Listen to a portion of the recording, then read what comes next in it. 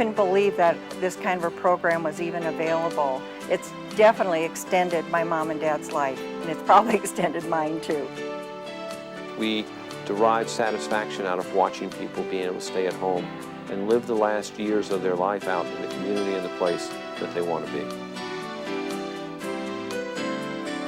They don't push you aside. If you have a problem, they are there to take care of it. They're just great. They're so caring. You can't believe how nice they are. It's just wonderful. You know them more than just as a diagnosis, just as somebody that you're treating. And we actually become like a really big, huge family. There's no sadness, there's only love, a lot of love there. My life is totally different now that I have found PACE.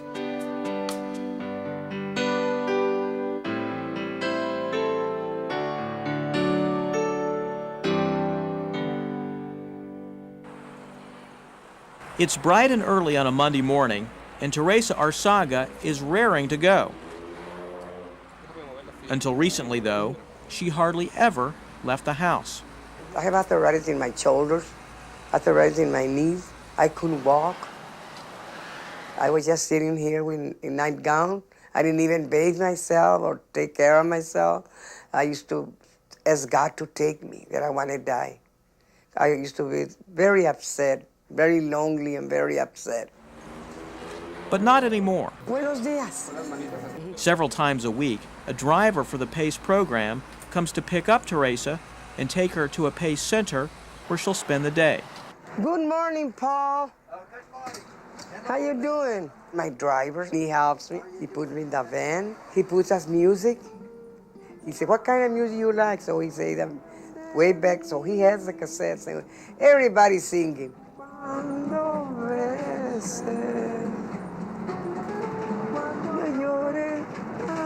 And then when we get there, we're here. Oh, we're very happy that we got in to our second home. We're very happy.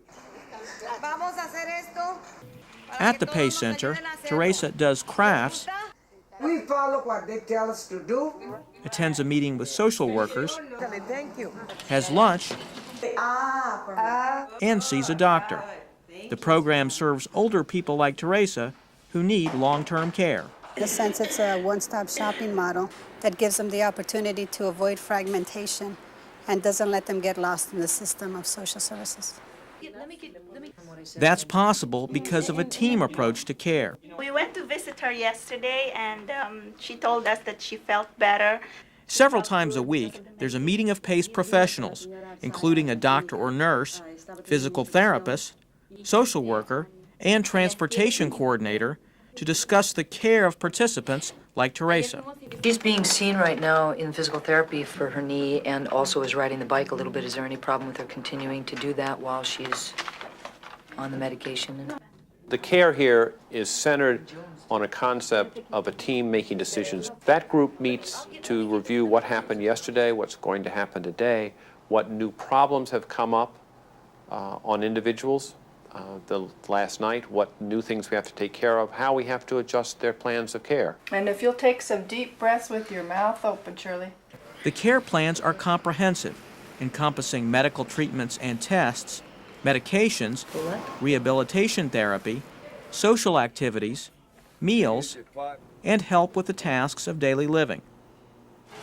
Thanks to physical therapy and social support provided by PACE, Teresa can now walk without pain, and her depression has lifted. Oh, I'm so happy. I have a lot of friends, a lot of people that love me, and I like to fix myself now. Everything, you know. There's a lot of love. No, there's no sadness there. We offer them opportunities that they wouldn't get if they were at home. So the PACE program, in a sense, it provides them the dignity that they've lost.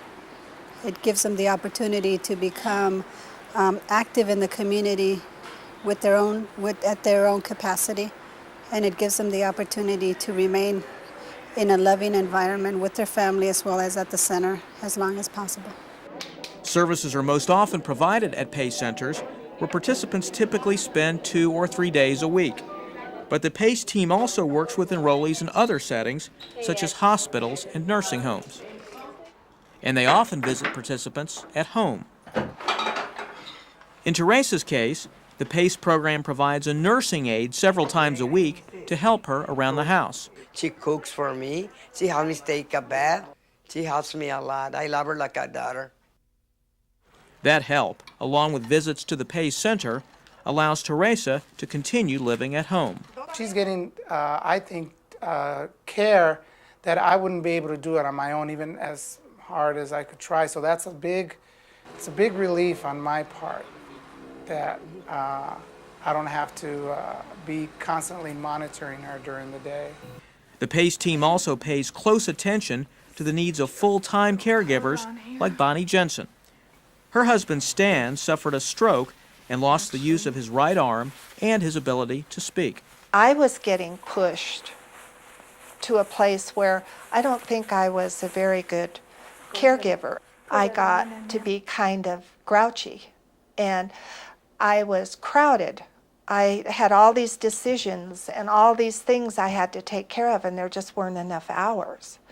And now I have people helping me, and I didn't think there were people to help me. That's a lot of what I do with her, is talking to her, affirming that she has needs as well as Stan, and helping her feel more comfortable meeting her needs so she can meet Stan's needs too.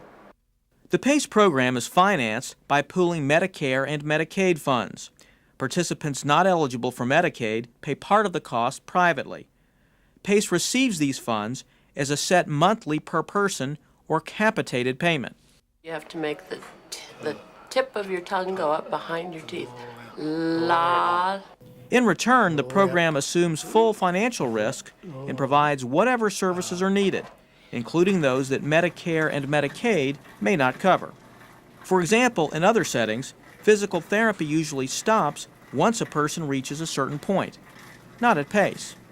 Here, we're allowed to continue with the person and work with them in their maintenance program. So a person will achieve their goals of being independent and fall free, but they can still come in and use all the equipment in the gym and work with our staff, and we can keep a close eye on them and make sure they're still exercising and staying at a high level.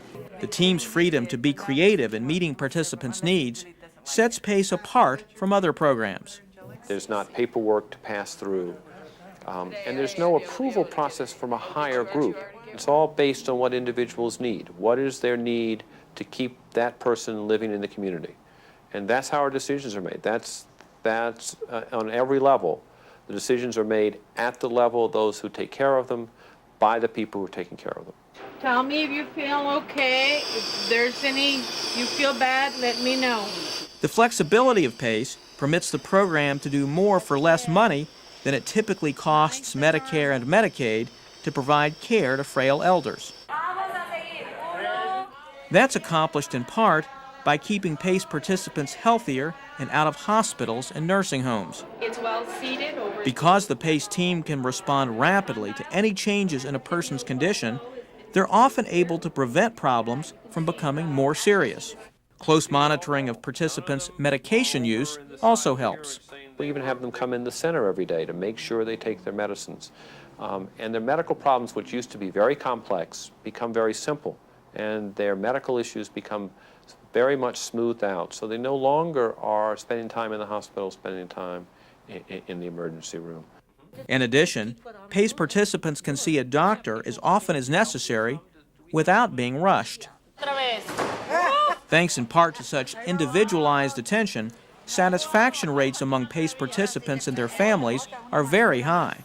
So is the quality of care, which is constantly being monitored from both inside and outside the program. The emphasis on quality has helped spur the growth of PACE, which began more than 3 decades ago at On-Lock Senior Health Services in San Francisco. Since then, dozens of other communities have adapted the model to meet the needs of their particular populations. 6 of the big ones. And now the program has permanent provider status from the federal government, setting the stage for further expansion. So we're now at a place where we can have PACE become a household word, so that it becomes an automatic thought and consideration when someone is in a position where they're seeking long-term care services. Services that fill the final years of life with a sense of independence, dignity, and purpose. All of them are beautiful, and I'm a very happy person. It's just absolutely a wonderful program.